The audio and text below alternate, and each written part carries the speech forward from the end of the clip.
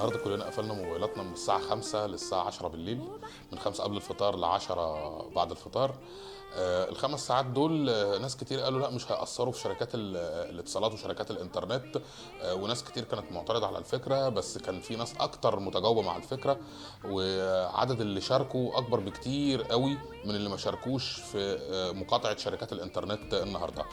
احنا ليه بنقاطع شركات الانترنت او شركات الاتصالات؟ لانها طول الوقت بتقدم لنا خدمة سيئة جدا بفلوس كتير جدا. احنا بنتحاسب اكتر من الناس اللي في امريكا مثلا، من الناس اللي في كندا، من فرنسا، من المانيا، من استراليا، حتى من اليابان ومن المانيا. احنا بندفع في اشتراكات الموبايل والانترنت اكتر من اللي اي حد تاني في العالم بيدفعه. ليه احنا بندفع كتير قوي كده؟ لان الشركات دي بتحملنا الاعلانات اللي هم بيعملوها، كل البذخ الاعلاني ده احنا اللي بنتحمله في الاخر.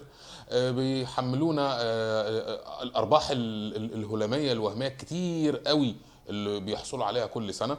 يعني يكفي نقول لحضراتكم مثلا ان مكاسب شركات الاتصالات في مصر 7 مليار جنيه.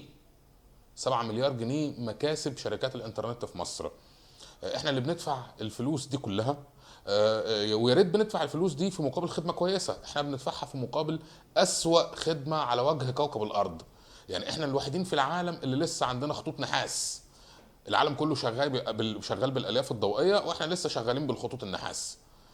تيجي تحاول تحسن الخدمه، تنقلها من الانالوج للديجيتال، ما تعرفش ليه؟ لان البنيه الاساسيه عندك بايظه، كلها نحاس. تمام. ليه لا يتم تطوير بنيه الانترنت او بنيه الاتصالات الاساسيه في مصر؟ دي علامه استفهام.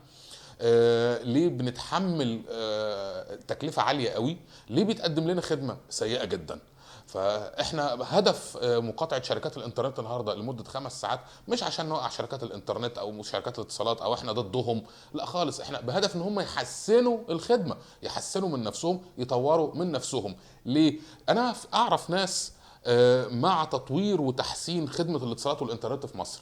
الناس دي بتطالب طول الوقت، يعني الناس دي بتشتغل في شركات الاتصالات وفي شركات الانترنت اللي في مصر، بيطالبوا طول الوقت بتحسين البنيه الاساسيه، بتقديم خدمه احسن. بدل ما هو داخل لنا كابل بحري واحد من اسكندريه، لا يبقوا اتنين، وعندنا فرصه كمان يخش كابل بحري من السويس. كل دي مشاريع متعطله.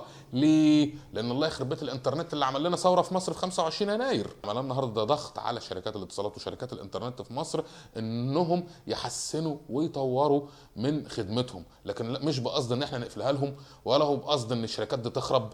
احنا فاهمين كويس قوي ان اللي شغال في الشركات دي مصريين، ويهمنا ان هم يكسبوا ويشتغلوا كويس، لكن برضو انا كمان من حقي خدمه كويسه، لان انا بدفع فلوس كتير جدا. بشكر كل الناس اللي شاركت في اضراب النهارده، وبقول لهم حتى لو النتائج اللي اتحققت النهارده مش بيرفكت بنسبه 100% بالنسبه لنا، لكن بتكرار المحاوله، احتمال كل شهر نعمل الاضراب ده، احتمال كل اسبوعين، معرفش لسه ايه اللي ممكن نعمله. انما انا متاكد ان احنا في الاخر هنوصل لخدمه اتصالات وخدمه انترنت متميزه في مصر. وبشكر كل الناس اللي اشتركت النهارده، ويا رب يبقى عندنا احسن خدمه اتصالات وانترنت في مصر.